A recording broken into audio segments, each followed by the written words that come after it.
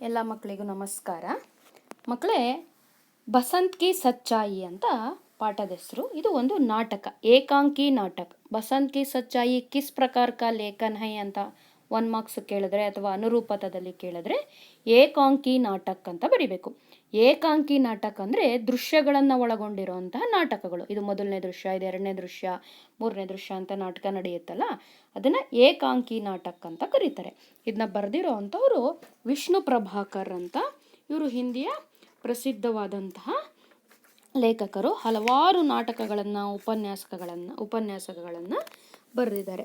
ಇವರು ಉನ್ಕಾ ಜನ್ಮ ಕಾಲ, ಇವರು ಹುಟ್ಟಿದ್ದು 13 ಜೂನ್ 1912 ಮೇ ಹುआ. 12ನೇ ತಾರೀಕು 1912ನೇ ಇಸ್ವಿಯಲ್ಲಿ ಇವರು ಉತ್ತರ ಪ್ರದೇಶ ರಾಜ್ಯಕ್ಕೆ ಮುಜಾಫರ್ನಗರ್ಗೆ ಮೀರಾಪುರ್ ಮೇ ಜನ್ಮ ಹುआ.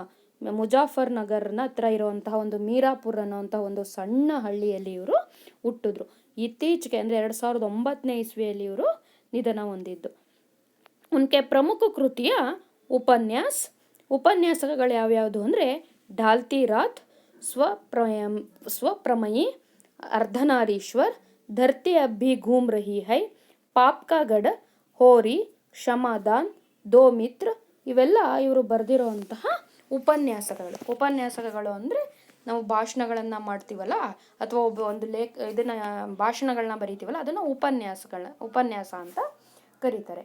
ಅದರ ಜೊತೆಗೆ ಇವರು ಹಲವಾರು ನಾಟಕಗಳನ್ನು ಕೂಡ ಬರೆದಿದ್ದಾರೆ. ಇವರು ಬರೆದಿರೋಂತಹ ನಾಟಕದ ಹೆಸರು ಹತ್ಯಾ ಕೆ ಬಾದ್, ನವಪ್ರಭಾತ್, ಡಾಕ್ಟರ್, ಪ್ರಕಾಶ್ ಔರ್ ಪರ್ಚಾಯ್ಯ, 12 ಏಕಾಂಕಿ, ಅಶೋಕ್. ಇದಿಷ್ಟು ಇವರು ಬರೆದಿರುವಂತಹ ನಾಟಕಗಳು. ಅಬ್ ಔರ್ ನಹಿ ಟೂಟ್ತೆ ಪರಿವೇಶ್, ಇದು ಕೂಡ ಇವರ ಒಂದು ನಾಟಕ. ಅದ್ರ ಜೊತೆಗೆ ಹಲವಾರು ಕಥೆಗಳನ್ನು ಕೂಡ ಬರೆದಿದ್ದಾರೆ. ಅದನ್ನು ಕಹನಿ ಸಂಗ್ರಹ ಅಂತ ಕರೀತಾರೆ. ಸಂಘರ್ಷ್ ಕೆ ಬಾದ್, ಧರ್ತಿ ಅಬ್ಬಿ ಘೂಮ್ ರಹಿ ಹೈ, ಮೇರಾ ವತನ್, ಕಿಲೌನೆ ಆದಿ ಇವ್ರದ್ದು ಕಹನಿಯ ಜೀವನ ಚರಿತ್ರವನ್ನು ಬರೆದಿದ್ದಾರೆ. ಅದರ ಹೆಸರು ಆವ್ರಾ ಮಸೀಹಾ ಅಂತ ಇವರ ಜೀವನ ಚರಿತ್ರೆಯನ್ನು ಅದರಲ್ಲಿ ಬರೆದಿದ್ದಾರೆ. ಇಲ್ಲಿ ಬರೋ ಅಂಥ 1 ಮಾರ್ಕ್ಸ್ ಕ್ವಶನ್ನು ಕವಿ ಪರಿಚಯದಲ್ಲಿ ಕೇಳೋ ಅಂಥದ್ದು ನಿಮಗೆ ಬಸಂತ್ ಕಿ ಸಚ್ಚಾಯಿ ನಾಟಕ ಲೇಖಕ್ ಕೌನ್ ಹೈ. ಬಸಂತ್ ಕಿ ಸಚ್ಚಾಯಿ ನಾಟಕ ಬರೆದಿರೋರು ಯಾರು? ವಿಷ್ಣು ಪ್ರಭಾಕರ್. ಅಷ್ಟು ಮಾತ್ರ ಕೇಳ್ತಾರೆ. ಕಿಸ್ ಪ್ರಕಾರ ಕಾ ಲೇಖನ್ ಹೈ ಅಂದರೆ ಇದು ಒಂದು ಏಕಾಂಕಿ ನಾಟಕ ಹೈ ಅಂತ ಬರಿಬೇಕು. ಇದರಲ್ಲಿ ಬರೋ ಹಲವಾರು ಆತ್ಮಕಥೆ ಮತ್ತು ಯಾತ್ರಾ ವೃತ್ತ ಅಂತ ಕೂಡ ಬರೆದಿದ್ದಾರೆ. ಇವರಿಗೆ ಹಲವಾರು ಪ್ರಶಸ್ತಿಗಳು ಕೂಡ ಬಂದಿದೆ. ಪದ್ಮಭೂಷಣ ಪ್ರಶಸ್ತಿ, ಜ್ಞಾನಪೀಠ ಪ್ರಶಸ್ತಿ, ಸಾಹಿತ್ಯ ಅಕಾಡೆಮಿ ಪ್ರಶಸ್ತಿ ಮತ್ತು ಸೇವಾಯಿತ್ ಲ್ಯಾಂಡ್ ನೆಹರು ಅವಾರ್ಡ್ ಇವೆಲ್ಲ ಬಂದಿದೆ. 2009ನೇ ಇಸ್ವಿಯಲ್ಲಿ ಇವರು ನಿಧನರಾದರು. ಡೆಲ್ಲಿಲಿ ನಿಧನರಾದರು. ಇದು ಒಂದು ಏಕಾಂಕಿ ನಾಟಕ. ಇಲ್ಲಿ ಯಾರ್ಯಾರು ಪಾತ್ರಧಾರಿಗಳು ಬರ್ತಾರೆ ಈ ನಾಟಕದಲ್ಲಿ ಅಂತ ಕೇಳಿದ್ರೆ ಬಸಂತ್. ಈ ಬಸಂತ್ ಅನ್ನೋನು ಗರೀಬ್ ಶರಣಾರ್ಥಿ ಲಡ್ಕ, ಒಬ್ಬ ಬಡ ಹುಡುಗ. ಶರಣಾರ್ಥಿ ಲಡ್ಕ ಅಂದರೆ ತುಂಬ ಸೌಮ್ಯ ಸ್ವಭಾವದವನು ಅಥವಾ ಯಾವುದೇ ರೀತಿಯ ಕೆಟ್ಟತನ ಇಲ್ಲದೆ ಇರೋಂಥ ಒಬ್ಬ ಬಡ ಹುಡುಗನ ಹೆಸರು ಬಸಂತ್ ಅಂತ. ಪ್ರತಾಪ್ ಬಸಂತ್ ಕಾ ಛೋಟಾ ಬಾಯಿ. ಪ್ರತಾಪ್ ಅನ್ನೋನು ಬಸಂತನ ತಮ್ಮ. ಪಂಡಿತ್ ರಾಜ್ ಕಿಶೋರ್ ಅನ್ನೋನು ಒಬ್ಬ ಫೇಮಸ್ ಲೀಡರ್, ನೇತಾ ಅಂತ. ಅಲ್ಲೊಂದು ಸ್ವಲ್ಪ ಹೊರಟೋಗಿದೆ. ನೇತಾ ಅಂದರೆ ಒಬ್ಬ ಮಜ್ಬೂರ್ ನೇತಾ ಅಥವಾ ಪ್ರಸಿದ್ಧ ಲೀಡರ್ ಆಗಿದ್ರು ಅವರು. ಡಾಕ್ಟರ್ ಜೊತೆ ಒಬ್ಬರು ಡಾಕ್ಟ್ರು ಕೂಡ ಬಂದಿದ್ದಾರೆ. ತಥಾ ದೋ ರಾಹ್ ಚಲ್ತೆ ವ್ಯಕ್ತಿ, ಮತ್ತು ರಸ್ತೆಯಲ್ಲಿ ಹೋಗೋವಂಥ ಇಬ್ಬರು ವ್ಯಕ್ತಿ. ಇಷ್ಟು ಪಾತ್ರಧಾರಿಗಳು ಈ ನಾಟಕದಲ್ಲಿ ಬರ್ತಾರೆ. इस नाटक में बसंत की सच्चाई नाटक में कौन सी पात्रधारी आते हैं ಅಂತ ಕೇಳಿದ್ರೆ ಬಸಂತ್ ಮತ್ತೆ ಪ್ರತಾಪ್ ಮತ್ತೆ ರಾಜ್ ಕಿಶೋರ್, ಡಾಕ್ಟರ್ और रास्ते में चलने वाले 2 ವ್ಯಕ್ತಿಯ ಅಂತ ಬರೆದ್ರೆ ಸಾಕು. ಇದು ಪಾತ್ರ ಪರಿಚಯ. ಇವನು ಬಸಂತ್. ಅವ್ರ ಜೊತೆಗೆ ಪ್ರತಾಪ್ ಅಂತ ಕೇಳಿದ್ರೆ ಅವನ ತಮ್ಮನ ಹೆಸರು ಪ್ರತಾಪ್. ಬಸಂತ್ ಕಾ ಛೋಟಾ ಬಾಯಿ ಕಾ ನಾಮ್ ಕ್ಯಾ ಹೈ ಅಂದರೆ ಪ್ರತಾಪ್ ಅಂತ ಬರೀಬೇಕು. ಪ್ರತಾಪ್ ಕೌನ್ ಹೈ ಅಂತ ಕೇಳಿದ್ರೆ ಬಸಂತ್ ಕಾ ಛೋಟಾ ಬಾಯಿ ಅಂತ ಬರಿಬೇಕು. ಬಸಂತ್ ಕೌನ್ ಹೈ ಅಂತ ಕೇಳಿದ್ರೆ ಗರೀಬ್ ಶರಣಾರ್ಥಿ ಲಡ್ಕ ಅಂತ ಬರಿಬೇಕು. ಪಂಡಿತ್ ರಾಜ್ ಕಿಶೋರ್ ಕೌನ್ ಹೈ ಅಂದರೆ ಪಂಡಿತ್ ರಾಜ್ ಕಿಶೋರ್ ಏಕ್ ಮಜ್ಬೂರೋಂಕಿ ನೇತಾ ಅಂದರೆ ಸುಪ್ರಸಿದ್ಧ ಲೀಡರು, ಅದಕ್ಕೆ ಮಜ್ಬೂರೋಂಕಿ ನೇತಾ ಅಂತ ಕರೀತಾರೆ. ಜೊತೆಗೆ ಒಬ್ಬರು ಡಾಕ್ಟರ್ ಕೂಡ ಇದರಲ್ಲಿ ಇದ್ರು. ಮೊದಲನೇ ದೃಶ್ಯ ಪಹಲಾ ದೃಶ್ಯ. ಈ ಪಹಲಾ ದೃಶ್ಯ ಕಹಾ ಗಡ್ತಾ ಹೈ ಅಂದರೆ ಮೊದಲನೇ ದೃಶ್ಯ ಎಲ್ಲಿ ನಡೆಯುತ್ತೆ ಅಂತ 1 ಮಾರ್ಕ್ಸ್ ಕೇಳಿದ್ರೆ ಬಾಜಾರ್ ಮೇ ಅಂತ ಬರಿಬೇಕು. ಸ್ಟೇಜ್ ಪರ್ ಸುವಿಧಾನುಸಾರ ಏಕ್ ಬಡೇ ನಗರಕ್ಕೆ ಬಾಜಾರ್ ಕಾ ಪ್ರತೀಕಾತ್ಮಕ ದೃಶ್ಯ ಅಂದರೆ ಒಂದು ಊರು ಅಂದರೆ ಒಂದು ದೊಡ್ಡ ಊರು. ಬಡೇ ನಗರ ಅಂದರೆ ಒಂದು ದೊಡ್ಡ ಊರಲ್ಲಿ ಇರುವಂಥ ಮಾರ್ಕೆಟ್. ಬಾಜಾರ್ ಅಂದರೆ ಮಾರ್ಕೆಟ್. ಪ್ರತೀಕಾತ್ಮಕ ದೃಶ್ಯ ಅಂದರೆ ಮಾರ್ಕೆಟಲ್ಲಿ ಮಾಮೂಲಿ ಸಾಧಾರಣವಾಗಿ ಯಾವ ದೃಶ್ಯ ಇರುತ್ತೋ ಅದು ಇದೆ. ಆನೆ ಜಾನೆ ಆ ಕಡೆಯಿಂದ ಈ ಕಡೆ ಜನರು ಓಡಾಡ್ತಾ ಇದ್ದಾರೆ. ಲೇನೆ ದೇನೆ ಕಾ ಶೋರ್ ಕೊಂಡ್ಕೊಳ್ಳೋದು ತಗೊಳ್ಳೋದ್ರ ಜೊತೆಗೆ ಮಾತುಕತೆ. ಶೋರ್ ಅಂದರೆ ಗಲಾಟೆ, ತಗೊಳ್ಳೋದು ಕೊಂಡ್ಕೊಳ್ಳೋ ನಡುವೆ ನಡೀತಾ ಇರೋವಂತಹ ಗಲಾಟೆ. ಫೇರಿ ವಾಲೋಂಕಿ ಪುಕಾರ್. ಫೇರಿ ವಾಲೋ ಅಂದರೆ ಕೂಕ್ಕೊಂಡು ಮಾರಾಟ ಮಾಡ್ತಾರಲ್ಲ, ಇದು ತಗೊಳ್ಳಿ ಅದು ತಗೊಳ್ಳಿ ಅಂತ ಓಡಾಡ್ಕೊಂಡು ಆ ಕಡೆಯಿಂದ ಈ ಕಡೆಗೆ, ಅದನ್ನ ಫೇರಿ ವಾಲೋ ಅಂತ ಕರೀತಾರೆ. ಕೂಕ್ಕೊಂಡು ಮಾರಾಟ ಮಾಡೋರು. ನೀವು ಮಾರ್ಕೆಟಲ್ಲಿ ನೋಡಿರ್ಬೋದು, 2 ರೂಪಾಯಿ ತಗೊಳ್ಳಿ, 3 ರೂಪಾಯಿ ತಗೊಳ್ಳಿ, ಅದು ತಗೊಳ್ಳಿ ತಗೊಳ್ಳಿ ಅಂತ ಜೋರಾಗಿ ಕೂಕ್ಕಂತ ಇರ್ತಾರೆ. ಅದನ್ನ ಫೇರಿ ವಾಲೋ ಅಂತ ಕರೀತಾರೆ. ಹುನಿಕೆ ಬೀಚ್ ಮೇ ಏಕ್ ಲಡ್ಕ. ಅದ್ರ ಮಧ್ಯದಲ್ಲಿ ಒಬ್ಬ ಹುಡುಗ ಇದ್ದಾನೆ. ನಂಗೆ ಪೈರ್ ಅಂದರೆ ಸ್ವಲ್ಪ ಸಣ್ಣಗಾಗಿರುವಂತಹ ಕಾಲುಗಳು. ಫಟೆ ಕಪಡೆ ಪಹನೆ ಅಂದರೆ ಹರಿದೋಗಿರುವಂತಹ ಬಟ್ಟೆ. ಫಟೆ ಅಂದರೆ ಹರಿದಿರುವಂತಹ ಬಟ್ಟೆಯನ್ನು ಅವನು ಹಾಕೊಂಡಿದ್ದಾನೆ. ಜೊತೆಗೆ ಉನ್ಹಿಕೆ ಬೀಚ್ ಮೇ ಏಕ್ ಲಡ್ಕ ನಂಗೆ ಪೈರ್. ಫಟೆ ಕಪಡೆ ಅಂದರೆ ಹರಿದೋಗಿರುವಂತಹ ಬಟ್ಟೆ. ಪೈರ್ ಅಂದರೆ ಕಾಲುಗಳು, ಸಣ್ಣಗಿರುವಂತಹ ಬರಿಗಾಲು ಅನ್ನೋಕ್ಕೆ ನಂಗೆ ಪೈರ್ ಅಂತ ಕರೀತಾರೆ. ಹಾತ್ ಮೇ ಸಾಮಾನ್ ಸಂಭಾಲೆ ಬಾಗ್ತಾ ಹುವಾ ಆತಾ ಹೈ. ಕೈಯಲ್ಲಿ ಆ ಕಡೆ ಒಂದು ಈ ಕಡೆ ಒಂದು ಸಾಮಾನೆಲ್ಲ ನೇತಾಕೊಂಡಿದ್ದಾನೆ, ಓಡ್ತಾ ಬರ್ತಾ ಇದ್ದಾನೆ. ಉಸ್ಕಿ ಆಯು ಲಗ್ಭಗ್ 13 ವರ್ಷ ಕಿ ಹೈ. ಅವನ ವಯಸ್ಸು ಸುಮಾರು 13 ವರ್ಷ ಇರಬಹುದು. ಇದು ಕೂಡ 1 ಮಾರ್ಕ್ಸ್ ಕ್ವಶನ್ನು. ಉಸ್ ಲಡ್ಕಾಕ ಉಮ್ರು ಕ್ಯಾ ಹೈ. ಉಮ್ರ ಅಂದರೆ ವಯಸ್ಸು. ಆ ಹುಡುಗನ ವಯಸ್ಸು ಎಷ್ಟಿರ್ಬೋದು ಅಂತ ಕೇಳಿದ್ರೆ 12 ವರ್ಷ ಅಂತ ಬರಿಬೇಕು. ಉಸ್ಕಾ ನಾಮ್ ಬಸಂತ್ ಹೈ. ಬಸಂತ್ ಕಾ ಉಮ್ರ ಕ್ಯಾ ಹೈ ಅಂತ ಕೇಳಿದ್ರೆ ಬಸಂತ್ ಕಾ ಆಯು 12 ವರ್ಷ 12 ವರ್ಷ ಅಂತ ಬರಿಬೇಕು. ವಹ್ ಪುಕಾರ್ ರಹಾ ಹೈ. ಅವನು ಕೂಕ್ಕೊಂಡು ಮಾರಾಟ ಮಾಡ್ತಾ ಇದ್ದಾನೆ. ನಿಮಗೆ ಯಾವ ಸಾಲಿಂದನಾದರೂ ಕೂಡ 1 ಮಾರ್ಕ್ಸ್ ಕ್ವಶನ್ ಮಾಡ್ಬೋದು. ಅದರಿಂದ ಪ್ರತಿ ಸಾಲನ್ನು ಕೂಡ ಕೇರ್ಫುಲ್ ಆಗಿ ಓದಬೇಕು. ಎಲ್ಲ ಪಾಠದಲ್ಲೂ ಅಷ್ಟೇ 1 ಮಾರ್ಕ್ಸ್ 2 ಮಾರ್ಕ್ಸ್ ಕ್ವಶನ್ ಮಧ್ಯೆ ಸೆಲೆಕ್ಟ್ ಮಾಡಿ ಕೊಟ್ಬಿಡ್ತಾರೆ. ಅದರಿಂದ ಪ್ರತಿ ವಾಕ್ಯವನ್ನು ಕೂಡ ಕೇರ್ಫುಲ್ ಆಗಿ ಓದೋದನ್ನು ಅಭ್ಯಾಸ ಮಾಡ್ಕೊಳ್ಳಿ.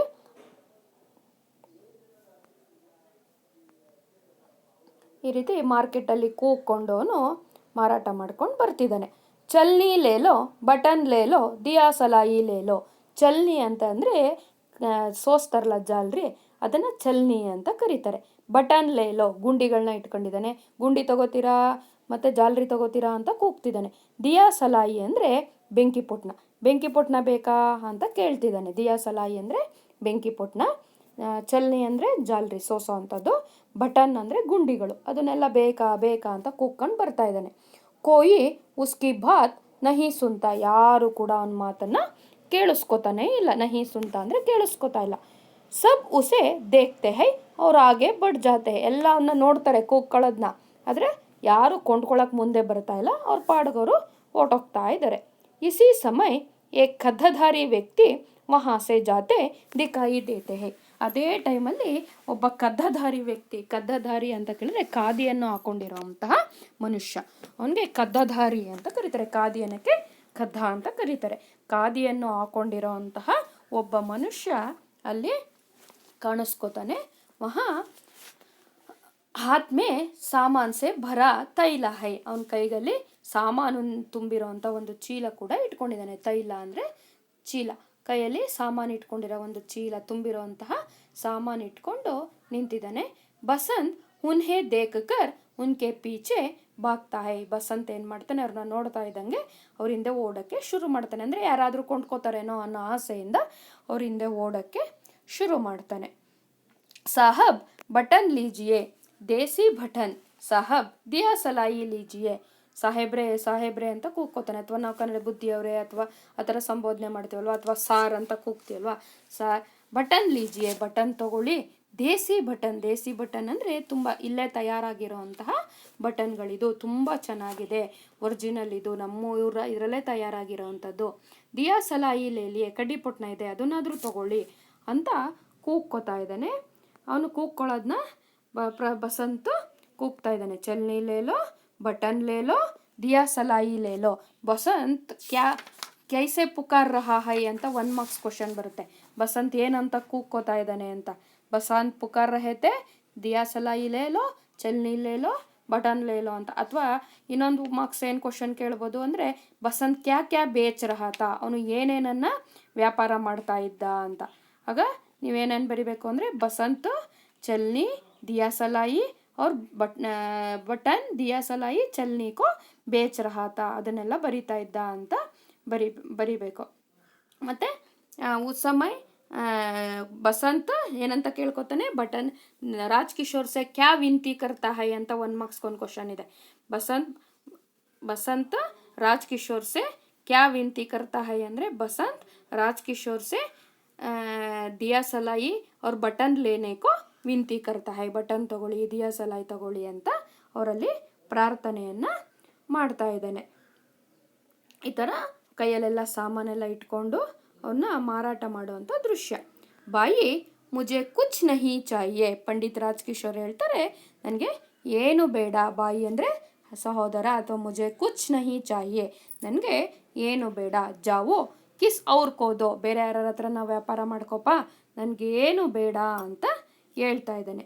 ಅವಾಗ ಪಂಡಿತ್ ಬಸಂತ್ ಹೇಳ್ತಾನೆ, ಸಾಹಬ್ ಚಲ್ನಿ ಲೀಜಿಯೆ, ಸಾಹೇಬ್ರೆ ದಯವಿಟ್ಟು ಜಾಲ್ರಿನಾದರೂ ತಗೊಳ್ಳಿ, ದೂದ್ ಚನಿಯೆ ಚಾಯ್ ಚನಿಯೆ ಅಂತ ಹೇಳ್ತಾನೆ. ಅಂದರೆ ಸಾಹೇಬ್ರೆ ಇದನ್ನಾದರೂ ಈ ಜಾಲ್ರಿನಾದರೂ ತಗೋತೀರಾ, ಚಲ್ನಿಸೆ ದೂದ್ ಚನಿಯೆ, ಹಾಲನ್ನು ಸೋಸ್ಬೋದು, ಚಾಯ್ ಅಂದರೆ ಟೀಯನ್ನು ಸೋಸ್ಬೋದು ಅಂತ ಹೇಳ್ತಾನೆ. ಇದು ಕೂಡ 1 ಮಾರ್ಕ್ಸ್ ಕ್ವಶನ್ನು. ಚಲ್ನಿಸೆ ಕ್ಯಾ ಕ್ಯಾ ಕರ್ ಸಕ್ತೆ ಹೇ ಅಂತ ಬರುತ್ತೆ. ಹೋದ್ಸಲ ಕ್ವಶನ್ ಪೇಪರಲ್ಲಿ ಬಂದಿತ್ತು, ಚಲ್ನಿಯಿಂದ ಏನೇನು ಮಾಡ್ಬೋದು ಅಂತ. ಚಲ್ನಿಸೆ दूध चन सकते हैं, ಚಾಯ್ ಚನ್ ಸಕ್ತೆ ಹೈ ಅವ್ರ ಜ್ಯೂಸ್ ಬಿ ಚನ್ ಸಕ್ತೆ ಹೈ ಅಂತ ಬರಿಬೇಕು. ಜ್ಯೂಸನ್ನು ಸೋಸ್ಬೋದು, ಟೀ ಸೋಸ್ಬೋದು, ಆ ಥರ ಬರಿಬೇಕು. ಆವಾಗ ರಾಜ್ ಕಿಶೋರ್ ಹೇಳ್ತಾರೆ, ಮುಜೆ ನಹಿ ಚಾಹಿಯೆ, ನನಗೆ ಬೇಡ ಅಪ್ಪ, ನನಗೆ ಅವಶ್ಯಕತೆ ಇಲ್ಲ ಅಂತ ಹೇಳ್ತಾರೆ.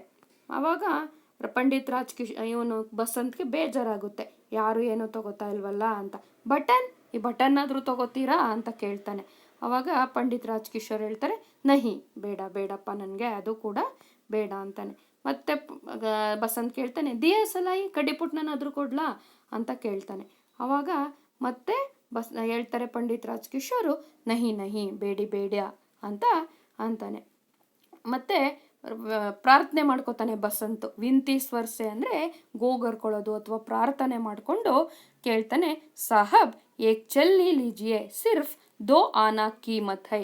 ಪ್ರಾರ್ಥನೆ ಗೋಗರ್ಕೊಂಡು ಕೇಳ್ಕೊತಾನೆ, ಸಾಹಬ್ ಏಕ್ ಚಲ್ನಿ ಲೀಜಿಯೆ, ದಯವಿಟ್ಟು ಒಂದು ಜಾಲ್ರಿನಾದರೂ ತಗೊಳ್ಳಿ, ಸಿರ್ಫ್ 2 ಆನಾ, ಕೇವಲ 2 ಆಣೆ ಇದಕ್ಕೆ ಅಂತ ಹೇಳ್ತಾನೆ. ಇದು 1 ಮಾರ್ಕ್ಸ್ ಕ್ವಶನ್ ಬರುತ್ತೆ. ಚಲ್ನಿ ಕಿ ದಾಮ್ ಕಿತ್ನಾ ಹೈ ಅಂದರೆ ಚಲ್ನಿಯ ಬೆಲೆ ಎಷ್ಟು, ಜಾಲ್ರಿ ಬೆಲೆ ಎಷ್ಟು ಅಂತ.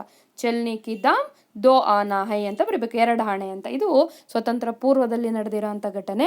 ಆಗ ಆಣೆಗಳು ಅಸ್ತಿತ್ವದಲ್ಲಿತ್ತು. 1 ಆಣೆ, 2 ಆಣೆ, 3 ಆಣೆ, ಏನು 25 ಪೈಸೆ ಅಂತಿದ್ದಾರೋ ಅದನ್ನ 4 ಆಣೆ ಅಂತ ಕರಿತಿದ್ರು.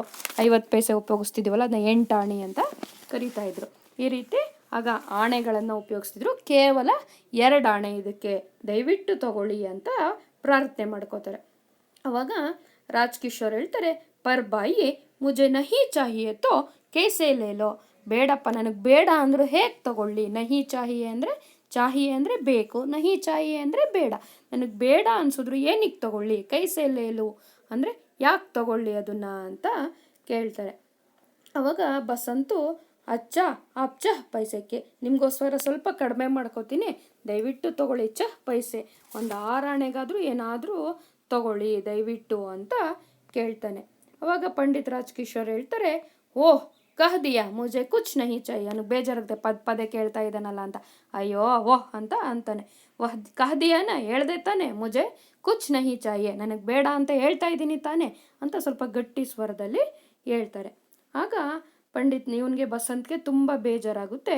ರುವಾಸ ಧ್ವನಿ, ರುಹಾಸ ಅಂದರೆ ಅಳುವಂಥ ಧ್ವನಿ ಅದಕ್ಕೆ ರುವಾಸ ಅಂತ ಅಂತಾರೆ. ಅಳುವ ಧ್ವನಿಯಲ್ಲಿ ಹೇಳ್ತಾನೆ, ಸಾಹೇಬ್ ಸಬೇರೆ ಸೆ ಅಬ್ ತಕ್ ಕುಚ್ ನಹಿ ಬಿಕಾ, ಸಾಹೇಬ್ರೆ ಬೆಳಗ್ಗೆಯಿಂದ ಏನು ಕೂಡ ವ್ಯಾಪಾರ ಆಗಿಲ್ಲ. ಬಿಕಾ ಅಂದರೆ ವ್ಯಾಪಾರ, ಏನು ಕೂಡ ವ್ಯಾಪಾರ ಆಗಿಲ್ಲ.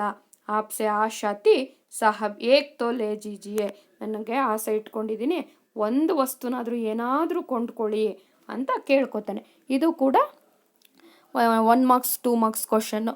ಬಸಂತ್ ಪಂಡಿತ್ ರಾಜ್ ಕಿಶೋರ್ ಸೆ ಕೈಸೆ ವಿನಂತಿ ಕರ್ತಾ ಹೈ, ಯಾವ ರೀತಿ ಪ್ರಾರ್ಥನೆ ಮಾಡ್ಕೋತಾನೆ ಅಂತ. ಅವಾಗ ನೀವು ಬರಿಬೇಕು ಬಸಂತ್ पंडित राज किशोर से विनती करता है कि ಸಬೇರೆ ಸೆ ಕುಚ್ ನಹಿ ಬಿಕಾ ಹೈ, ಬೆಳಗ್ಗೆಯಿಂದ ಏನು ವ್ಯಾಪಾರ ಆಗಿಲ್ಲ, ಕುಚ್ ಏಕ್ ಸಾಮಾನ್ ತೋ ಲೇಜಿಯೇ, ಯಾವುದಾದ್ರೂ ಒಂದು ಸಾಮಾನಾದರೂ ಕೊಂಡ್ಕೊಳ್ಳಿ ಅಂತ ಪ್ರಾರ್ಥನೆ ಮಾಡ್ತಾನೆ. ಜಬ್ ಸೆ ದೋ ಪೈಸೆ ಜೇಬ್ ಸೆ ದೋ ಪೈಸೆ ನಿಕಲ್ತೆ ಹುಯೆ, ಪಂಡಿತ್ ರಾಜ್ ಕಿಶೋರ್ ಏನು ಮಾಡ್ತಾನೆ, ತನ್ನ ಜೋಬಿಂದ 2 ಪೈಸೆ ತೆಗಿತಾನೆ.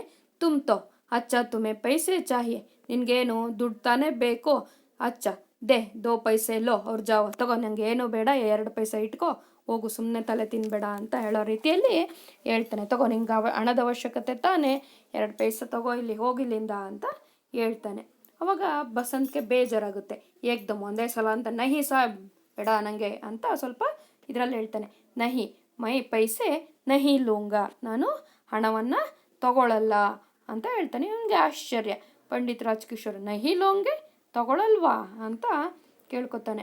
ಯಾಕೆ ತಗೊಳ್ಳಲ್ಲ ಅಂತ ಹೇಳ್ತಾನೆ. ಜಿ ನಹಿ ಆಪ್ ಚಲ್ನಿ ಖರೀದ್ ಲೀಜಿಯೆ, ಬಸಂತ್ ಹೇಳ್ತಾನೆ ಇಲ್ಲ ನನಗೆ ಬೇಡ, ನೀವು ಈ ಜಾಲ್ರಿ ತಗೊಳ್ಳಿ ಸಾಕು ಅಂತ ಹೇಳ್ತಾನೆ. ಪಂಡಿತ್ ರಾಜ್ ಕಿಶೋರ್ ಕೇಳ್ತಾರೆ, ಅಚ್ಚ ಏಕ್ ಚಲ್ನಿ ಮೇ ತುಮ್ಹೆ ಕ್ಯಾ ಬಚೇಗಾ, ಈ ಒಂದು ಚಲ್ನಿಯನ್ನು ತಗೊಂಡ್ರೆ ನಿನಗೆ ಏನು ಸಿಗುತ್ತೆ ಅಂತ ಕೇಳ್ತಾನೆ. ಒಂದು ಚಲ್ನಿಯನ್ನು ಕೊಂಡ್ಕೊಳ್ಳೋದ್ರಿಂದ ಏನು ಸಿಗುತ್ತೆ ಅಂತ ಕೇಳ್ತಾನೆ. ಆವಾಗ ಬಸಂತ್ ಹೇಳ್ತಾನೆ 2 ಪೈಸೆ 2 ಪೈಸೆ ಉಳಿಯುತ್ತೆ ಒಂದು ಜಾಲ್ರಿಯನ್ನು ಮಾರಿದ್ರೆ ಅಂತ. ಇಷ್ಟು ತಿಳ್ಕೊಂಡಿರಿ. ನೆಕ್ಸ್ಟ್ ಕ್ಲಾಸಲ್ಲಿ ನಾನು ಇದ್ರ ಕಂಟಿನ್ಯೂಯೇಷನ್ನ ಮಾಡ್ತೀನಿ. 2 ಪೈಸೆ ಬಚ್ತಾ ಹೈ ಅಂತ ಹೇಳ್ತಾನೆ, 2 ಪೈಸೆ ಉಳಿಯುತ್ತೆ ಅಂತ. Thank you.